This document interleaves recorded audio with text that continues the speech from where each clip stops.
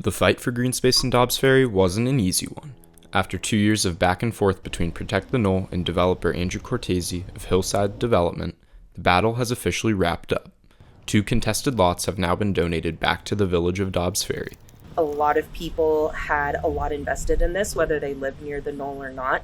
And so we just had so many people far and wide in the community tell us how happy they were that we got the outcome that we did. And as a group, we have continued to attend both planning board meetings and the board of trustees meetings because we really want to sort of ensure that the proper follow through happens. We kind of have this little oasis of nature, and that's something that every Dobbs Ferry resident, I think, agrees on. And so the fact that we stood up for this green space and worked to protect it, I think is something that we all feel really proud about and really positively about. The property that's right next to us, they have this amazing oak tree. It's huge. And according to the Dobbs Ferry Village Tree Code, it counts as a specimen tree. That specimen tree caused a lot of trouble for the development.